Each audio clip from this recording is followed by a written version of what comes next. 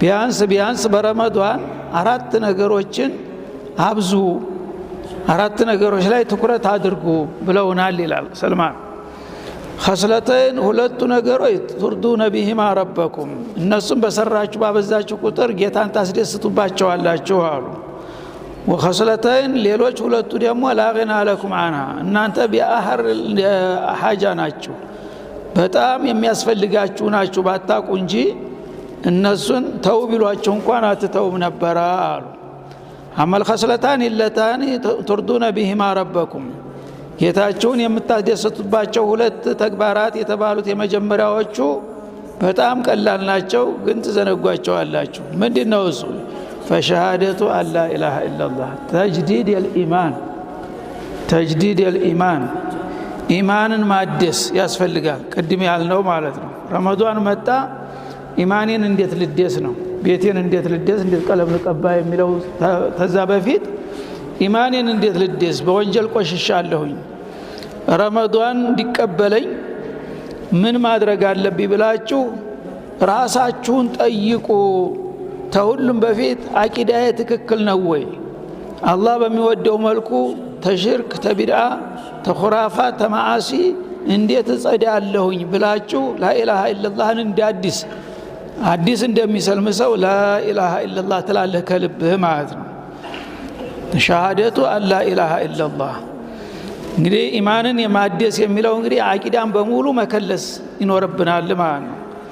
እና በተመሰቃቀለ እምነት ላይና አመለካከት ላይ ሆነን የምንጦመው ረመዳን ቢሆንም ቦታው ምቹ ካልሆነ ውጤት ሊያመጣ አይችልም። ለምሳሌ ዝናብ ሲዘን በሁሉም ነገር ላይ ነው የሚዘንበው። ይሄ ቤት ነው፣ ይሄ ድንጋይ ነው፣ ይሄ ቆሻሻ ነው፣ ያዛባ ቦታ ነው ምናምን አይልም፣ ይወርዳል።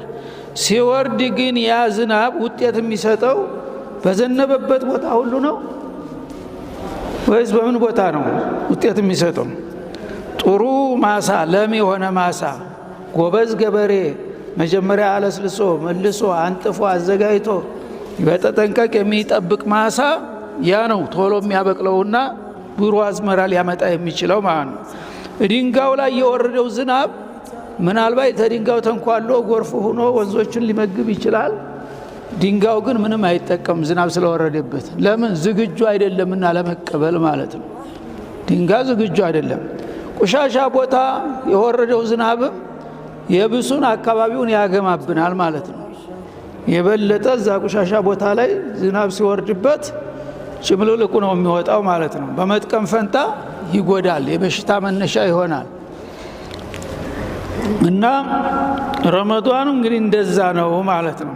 መጀመሪያ የተበላሸ አቂዳ ካለን ሽርክ ካለብን ለምሳሌ በቢድዓ ተጨማልቀን ከሆነ በሙኻለፋት ከሆነ ያ ነገር ቢወርድም ምንም የሚጠበቀው ውጤት ሊመጣ አይችልም።